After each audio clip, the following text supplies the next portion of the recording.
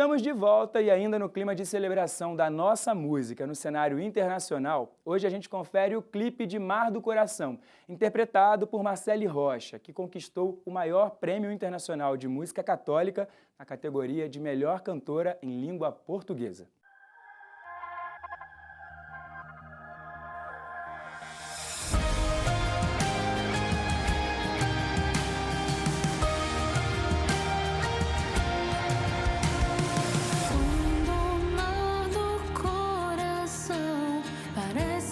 Se agita por dentro, a tua voz me diz não temas.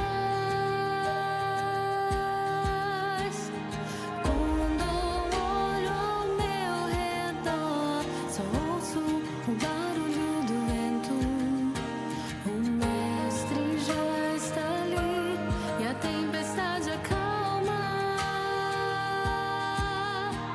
E corro ao encontro dos teus braços, pois ele me chamou e me sustenta aos passos. E todos hão de ver quão grande é o seu poder. Verdadeiramente és o Filho de Deus, entrego para ele tudo. És o meu portão seguro, por sobre o mar tu sempre estás a nos guiar. A tua voz acalma tudo e devolve a paz àquele que nele confia.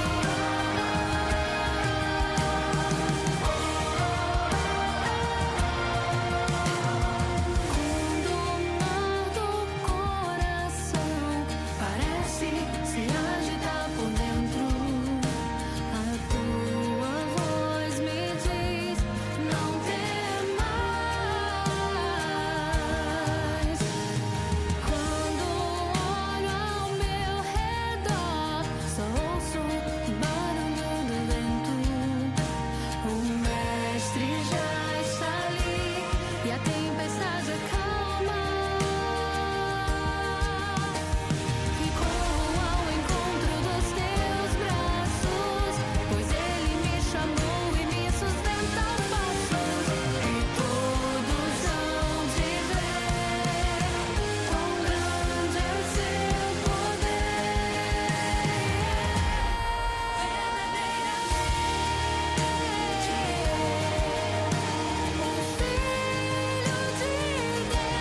Entrego para ele tudo. És o meu porto seguro,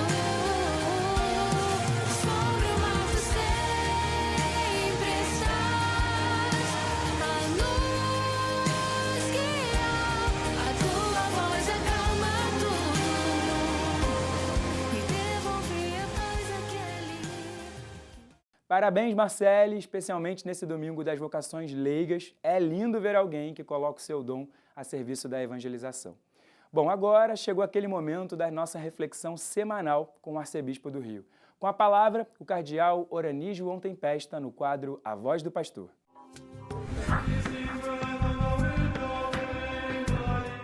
Caríssimos amigos e irmãos, que a paz do Senhor esteja com todos vocês. Uma alegria poder estar juntos nessa nossa caminhada semanal, onde a palavra de Deus vai nos moldando, nos modelando cada vez mais, para que entrando em nossos corações renove a nossa vida e nos faça caminhar no Senhor. Além da liturgia dominical, nós estamos também refletindo nesse mês de agosto as várias vocações. O tema desse mês de agosto é peregrinos, porque chamados.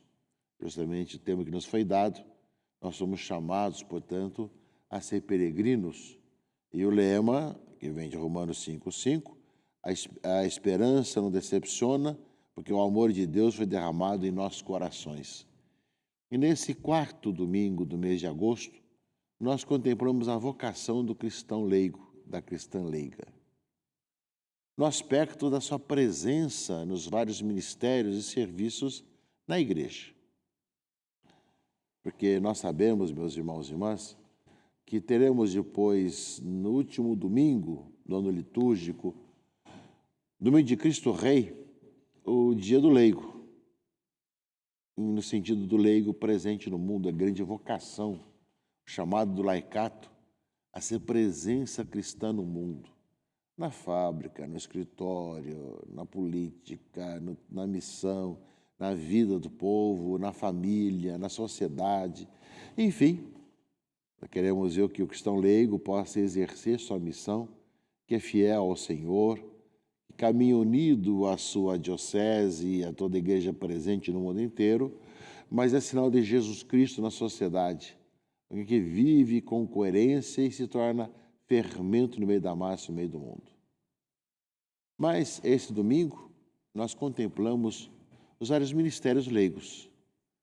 Nós vemos como nós, na paróquia e nas nossas dioceses, os leigos exercem tantas missões e tantos trabalhos, alguns de direção, outros de funções, participam de nossos conselhos de pastoral, administrativo, estão à frente de tantas entidades também sociais em nossas dioceses e paróquias, além dos vários ministérios também, da Sagrada Comunhão, da Consolação e da Esperança, Ministério de Catequista, como vamos ver no próximo domingo, inclusive, que é dia do catequista.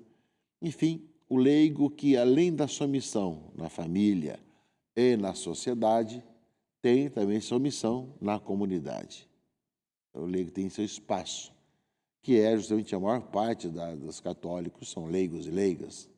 Os ministérios ordenados e a vida consagrada é uma minoria diante de toda a igreja, que é constituída essencialmente por a maioria de leigos e leigas, que além da sua missão no mundo, tem sua missão também dentro da comunidade.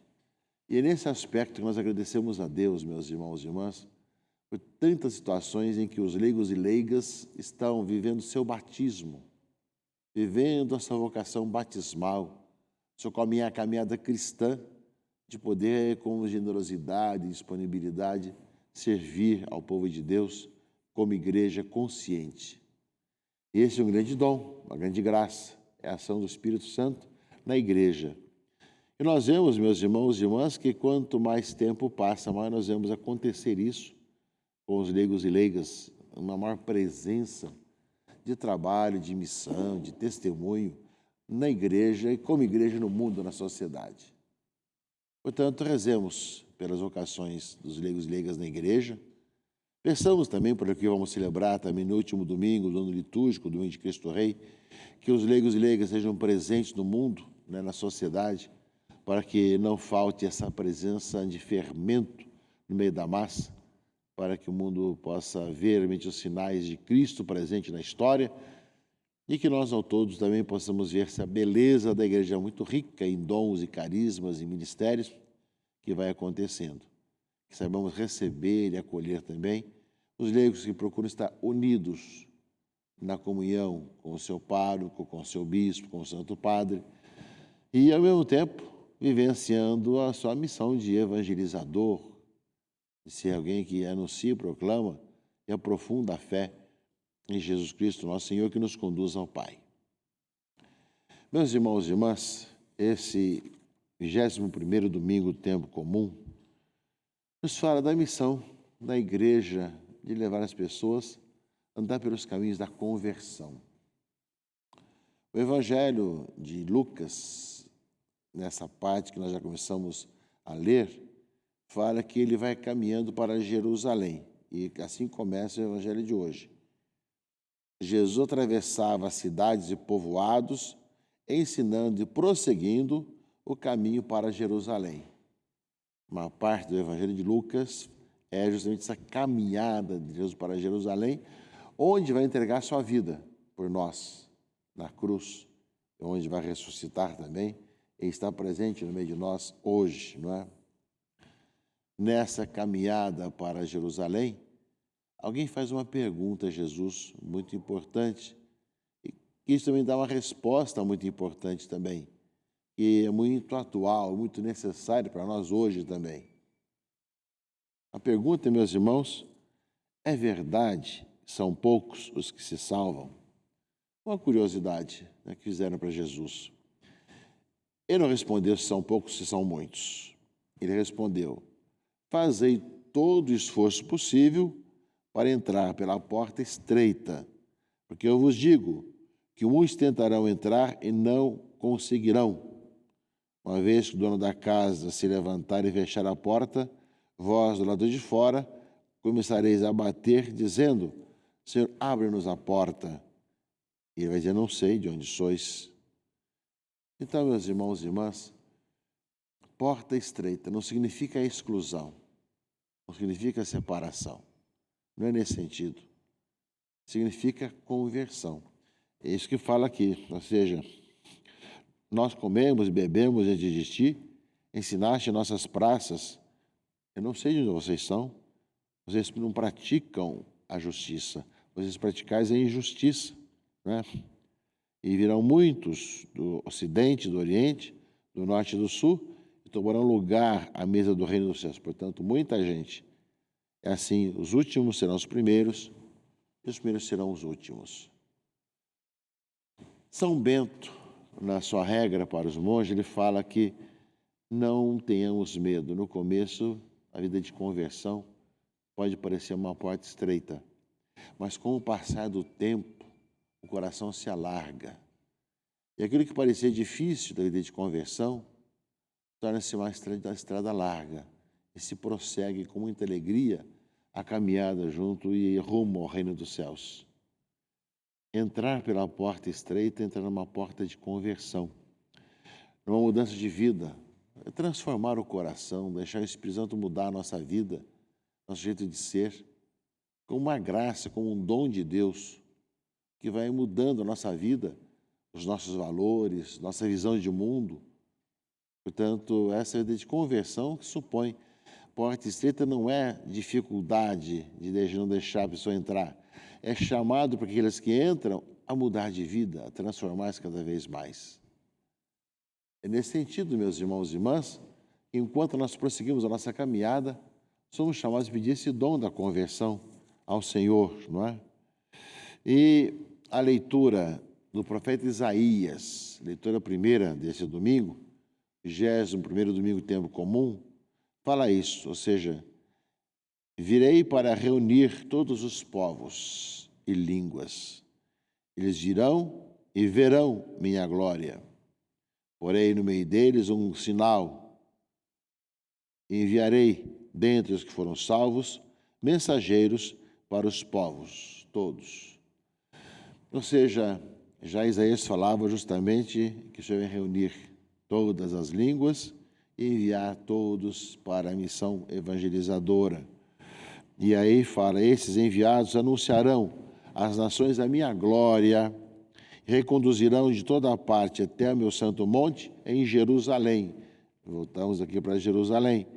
Como oferenda ao Senhor, irmãos vossos, a cavalo com carros e liteiras montados em mulas e dromedários, e vossos filhos de Israel levarão as suas oferendas em vasos purificados para a casa do Senhor. Escolherei dentre eles alguns para serem sacerdotes e levitas, diz o Senhor. Portanto, o Senhor quer acolher a todos e enviar a todos para a salvação. A porta estreita é a mudança de vida, ou seja, não podemos continuar com a vida errada do passado, com a vida cheia de erros, de problemas, uma vida onde não vivemos segundo o Evangelho, onde não colocamos em prática a palavra de Deus. A porta estreita é a vida de conversão. E por isso mesmo, muitos, meus irmãos e irmãs, quererão entrar e não conseguirão, como fala o Evangelho, porque não mudaram de vida. Não nos deixaram transformar pela graça de Deus, pela transformação do coração. Continuam no paganismo, no erro, no pecado.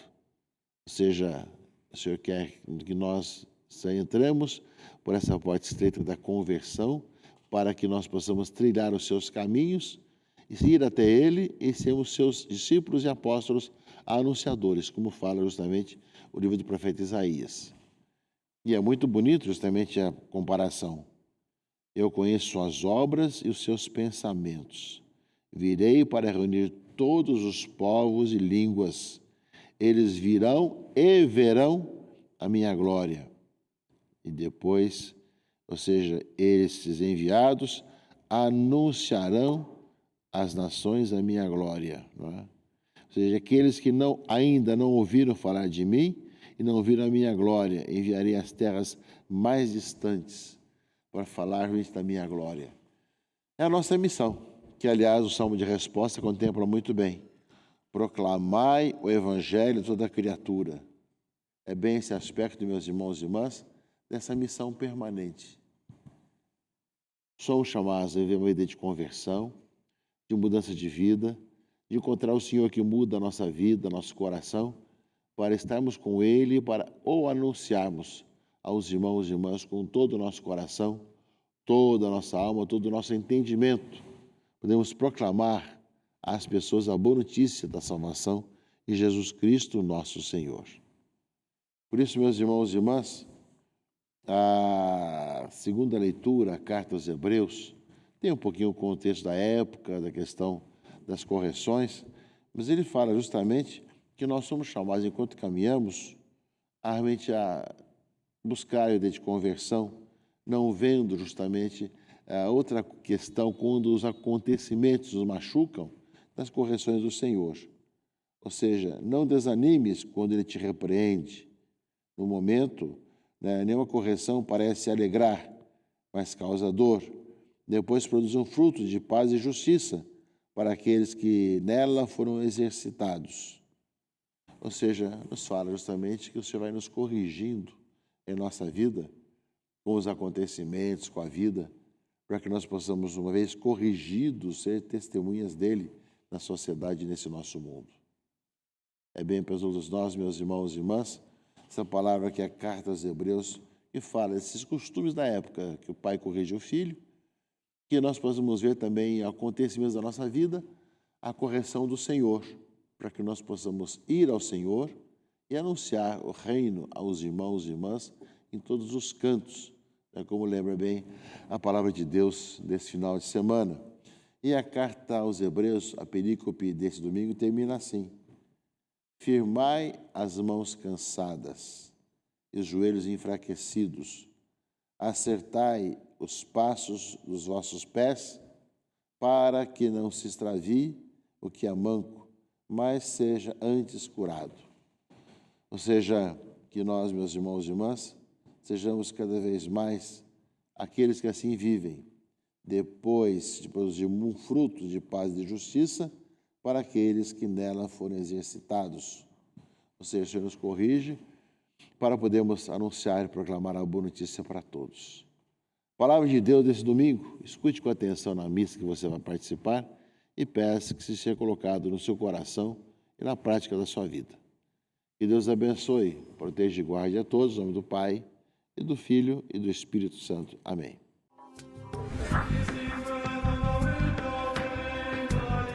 Muito obrigado pelas palavras e pela reflexão, Dom Oranip, e obrigado a todos vocês que ficaram com a gente durante o nosso programa. O Palavras de Vida termina aqui. Nos acompanhe também em nossas redes sociais que aparecem aí na sua tela. Fique agora com a Santa Missa em sua casa. Um forte abraço e até a próxima semana. Tchau, tchau!